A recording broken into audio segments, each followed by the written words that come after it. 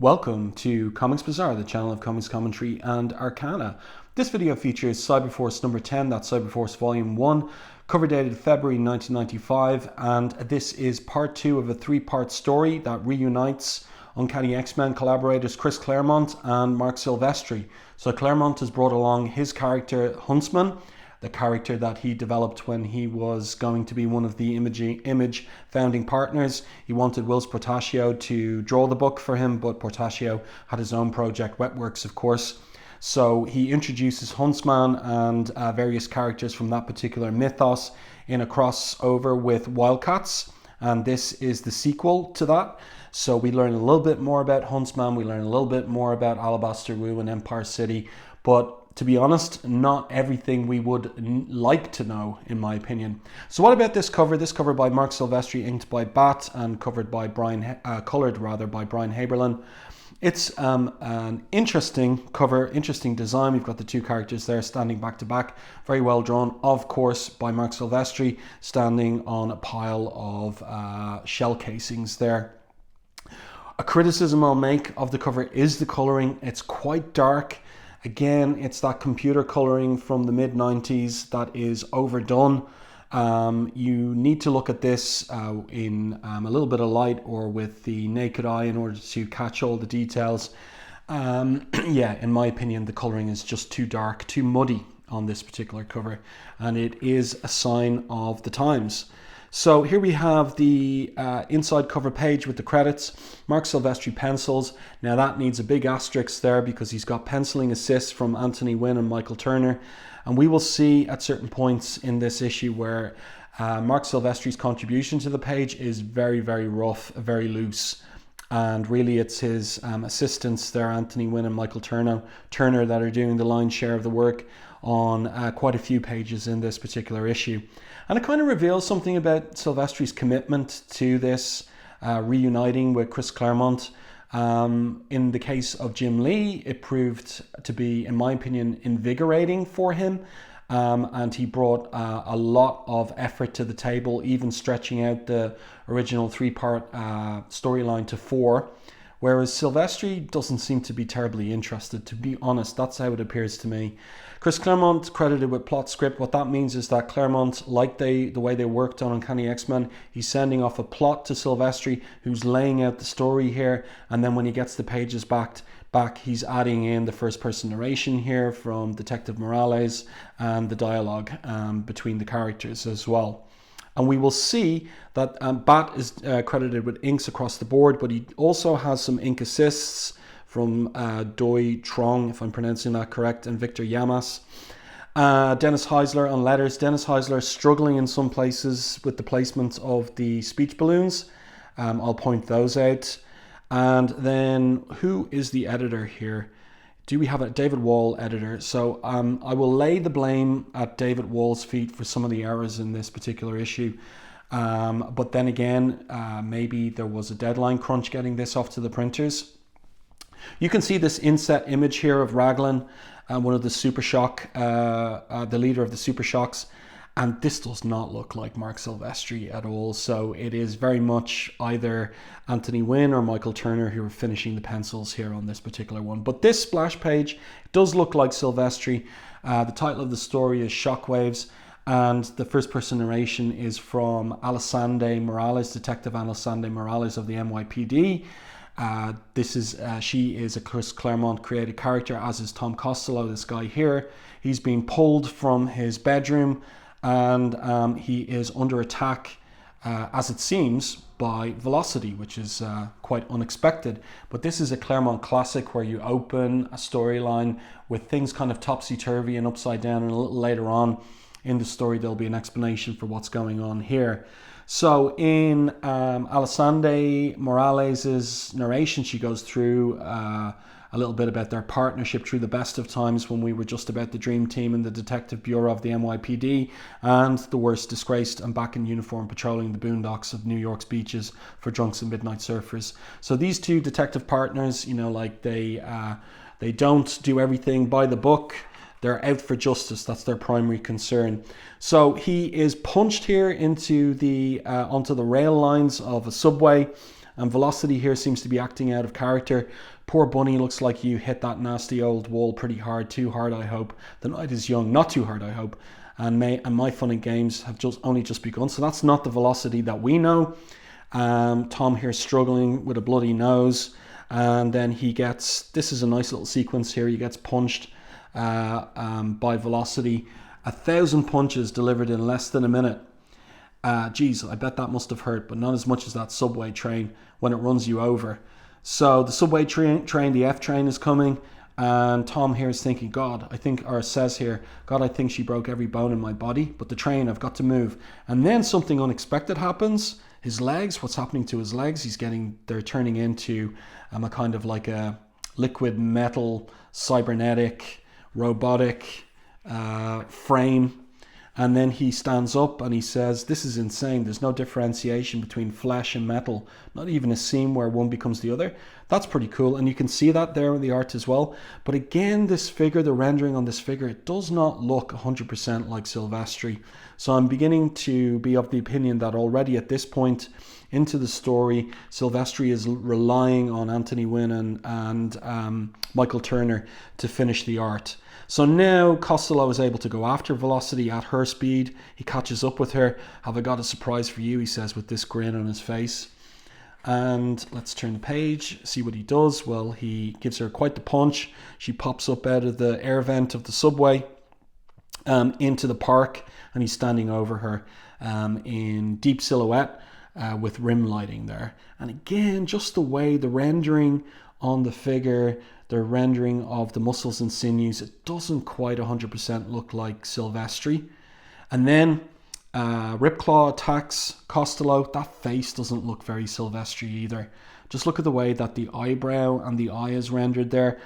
Not like Silvestri at all. So it's one or other of the two boys. Same with Ripclaw as well. His face there, the delineation of the face is too soft.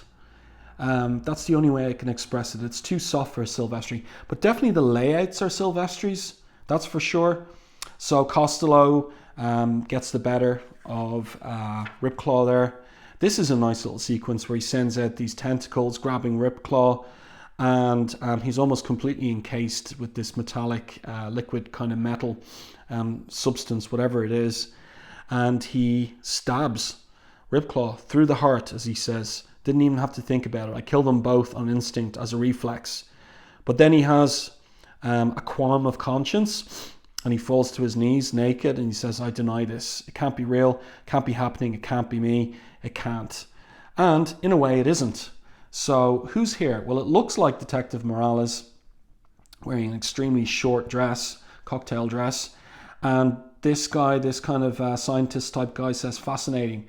His exceptional adaptation to the dynamic realities of his cyborg bionics appear to be equaled by his rejection of our imprinting process. So he's subject to an experiment.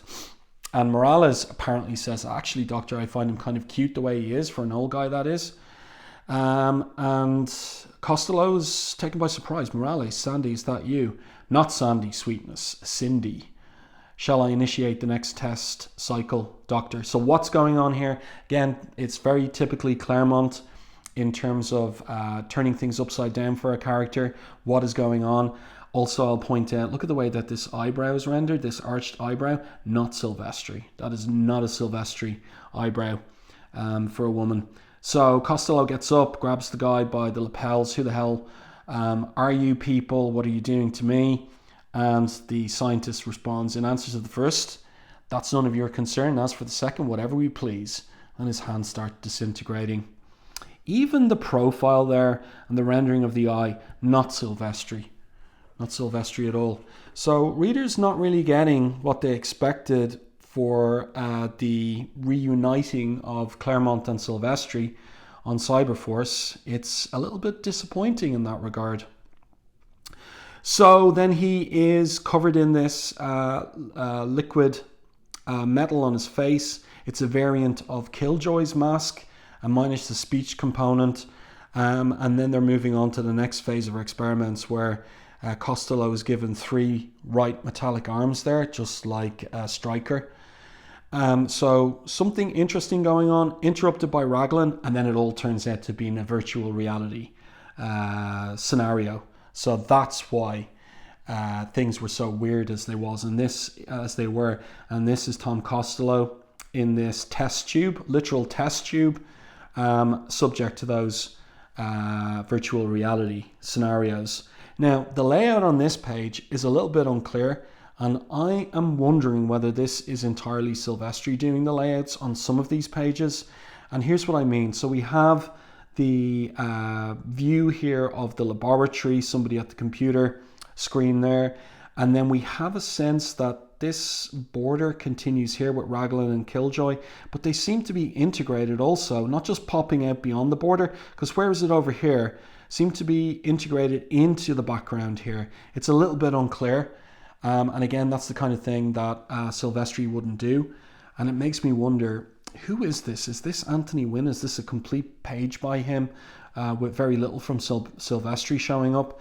Because the layouts just aren't as clear as you'd expect from a Silvestri layout. So in any case, there's some back and forth here between Killjoy and Raglan. But this is what I was talking about earlier in terms of the placement of the speech balloons. So Cindy here says, my oh my, not quite so pretty in reality as we appeared in virtual. Something to hide maybe, but like, is that after what she has said up there, or is it in response to what's going on over here? Yeah, like how bad our ex-cop and his toy tin soldiers got their butts kicked.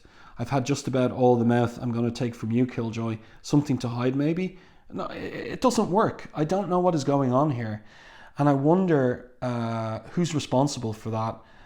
There's been a miscommunication between Claremont and the letterer, and then the editor hasn't come in to clear it up. And as I said, the layout here is not the most clear layout that there could be. Just compare it to over here. This is a Silvestri layout. This I'm not so sure about. So let's continue. Let's get past this ad for Weapon Zero.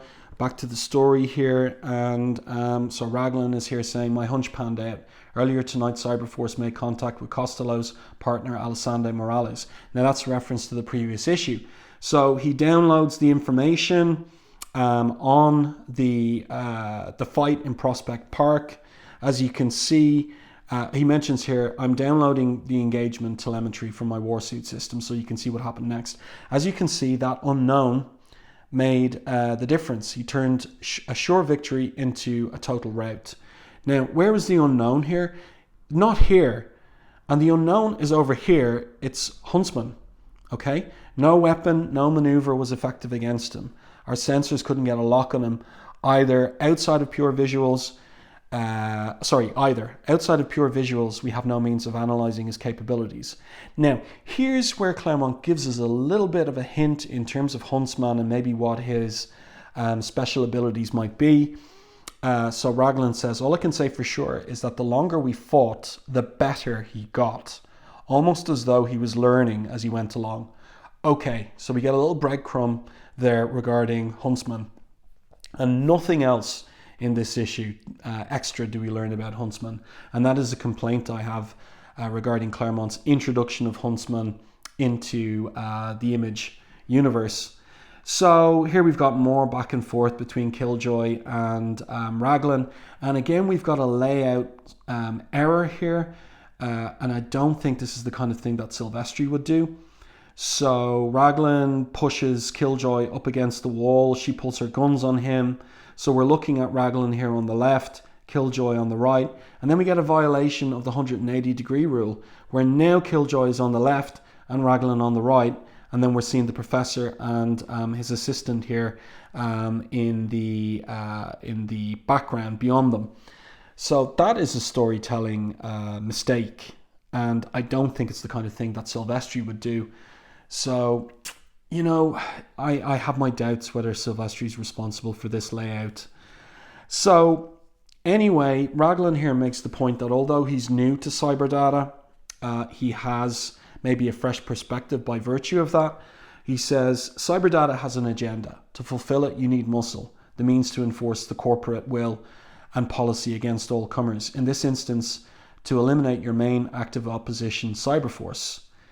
And he says, I'm not talking about enhanced power mutants, honey. You're limited there by biology. They're just a minor fraction of the population. Even assuming you recruit every last one, you'll still have a comparative handful of operatives against the multitude. To project power on the scale you demand, it's got to be mass produced, as easily mastered as replaced. Think of Cyberforce as the South in the Civil War. So this is interesting from Claremont. This is what he's bringing to the table, this kind of thinking and dialogue. Think of Cyberforce as the South in the Civil War, way long on style and talent, no argument. But what you fight is all they got. No fallback, no depth of resources. That's where you kill him. Cyberdata's nothing but resources. Take the long view, Prof. Never relax the pressure, raise the technological ante. Every engagement, I guarantee it won't be long before they're ground to dust. Killjoy's got the flash, but my super shock projects will get your job done. So this is interesting because that's what Cyberdata has been doing, identifying mutants and then enhancing them with cybernetic augmentation and then trying to use them as a private army. But of course, the members of Cyberforce rebelled against that and now they fight Cyberdata and try to thwart their schemes. But Raglan here is coming up with the idea, look, there are very few mutants on the ground.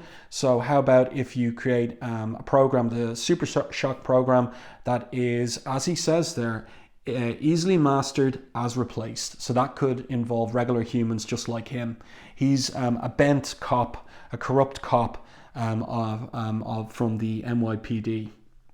Now the scene switches and we are in Empire City, which is what we got our first glimpse of at the end of the previous issue, number 9. And here we've got Ali Morales looking at Ballistic in this cocoon, healing cocoon. She's admiring her cybernetic arm.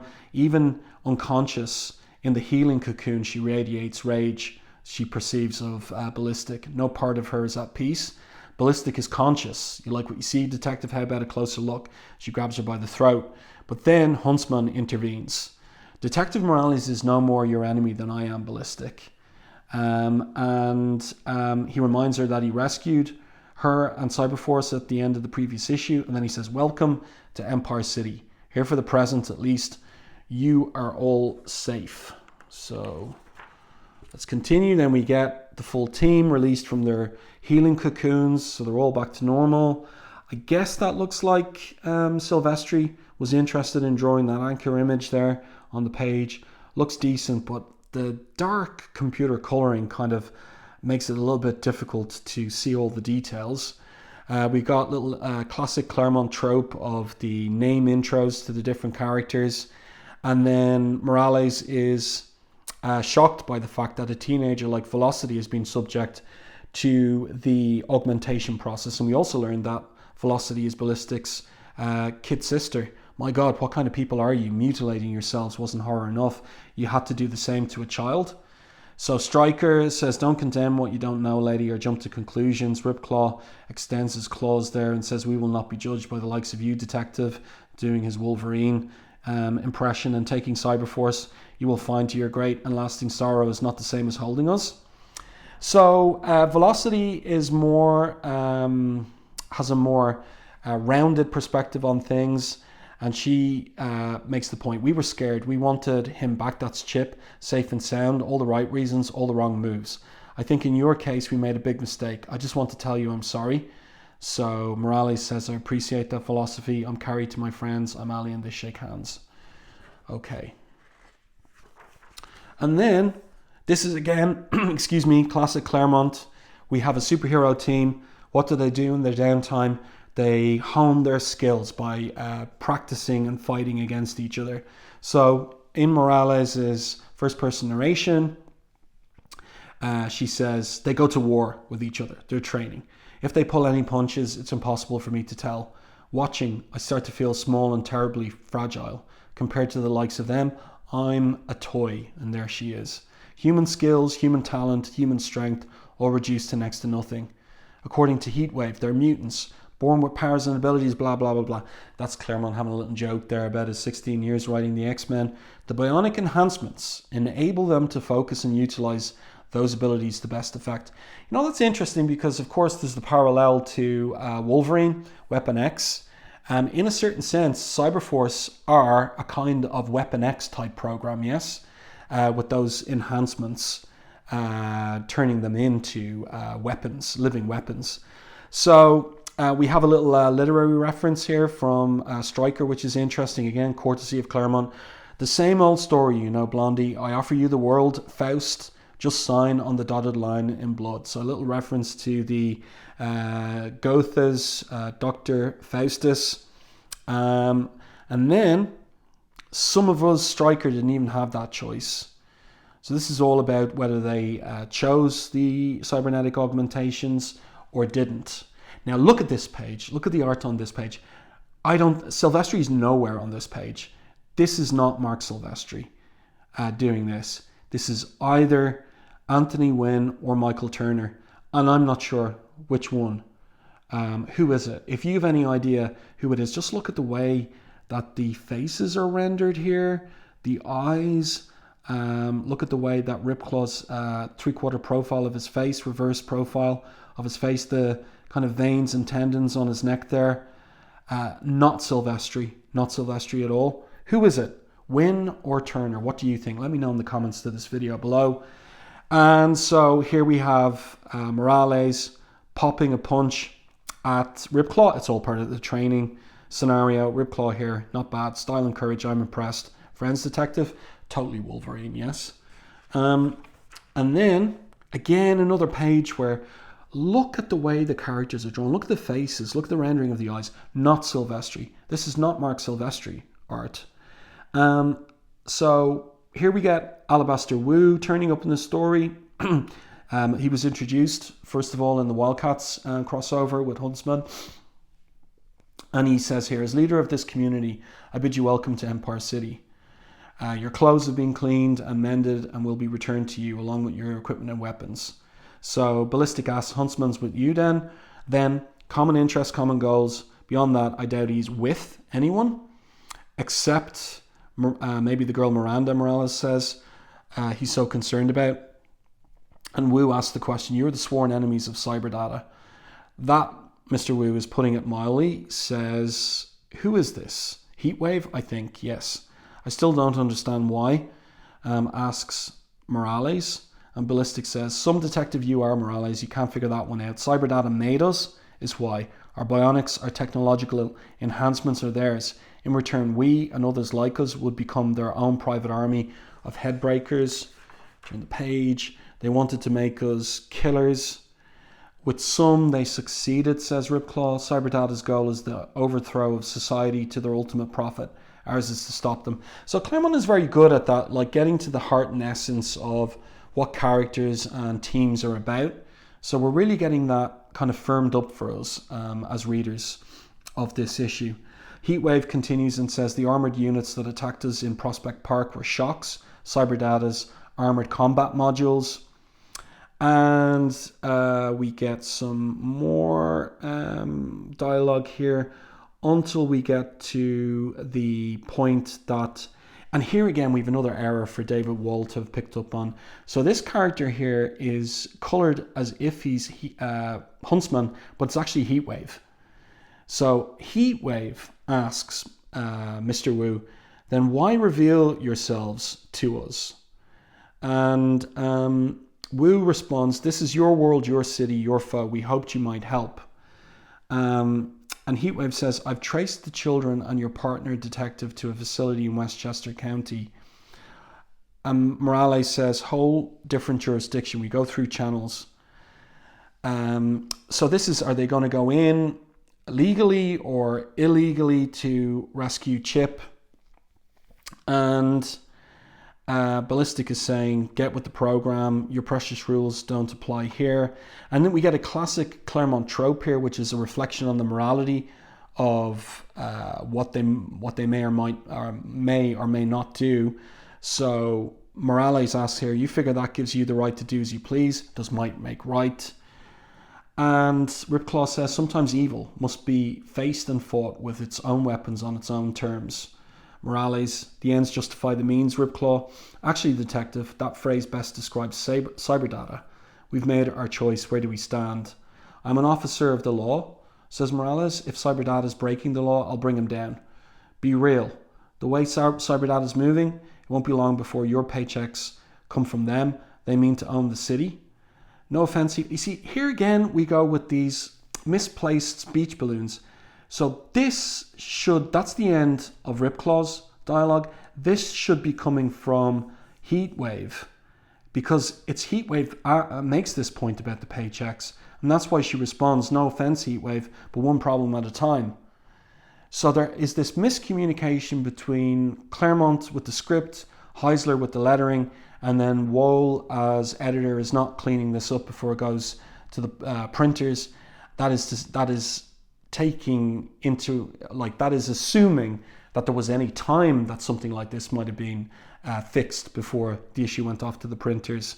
In any case, Morales continues with Raglan, his character. He's a glory hound, wave a bright shining object of desire in front of him, he'll go for it.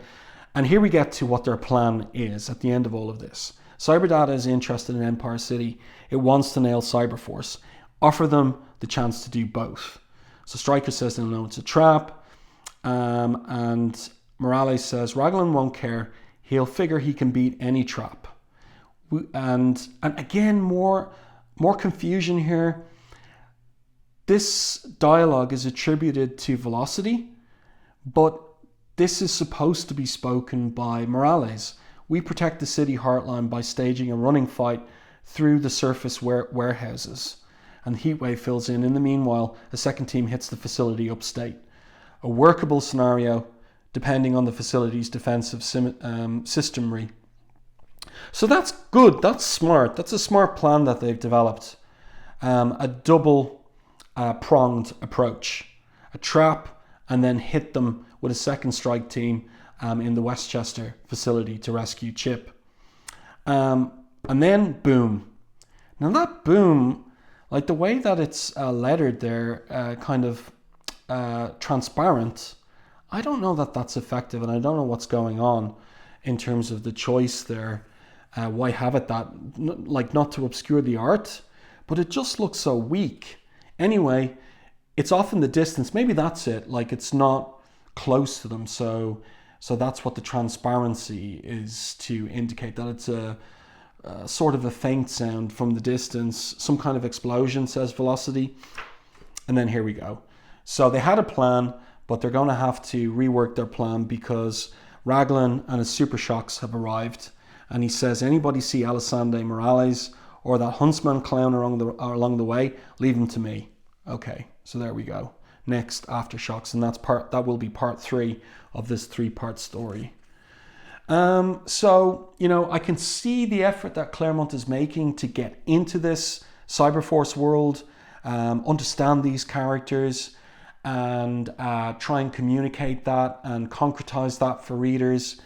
But it seems to me that his main partner here, Marc Silvestri, is just not interested, and he's handing off the work to his assistants, Michael Turner and Anthony Wynn, and the storytelling is suffering in terms of the layouts, and the communication between Claremont and the letterer Heisler is not working out on quite a number of these pages, and there's colouring errors as well, there's confusion.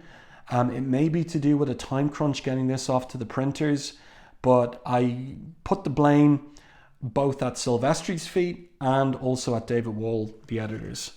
So then we've got an ad there, we've got letters page, a few more ads as well, and this is interesting. Top Cow's artistic quest for talented individuals.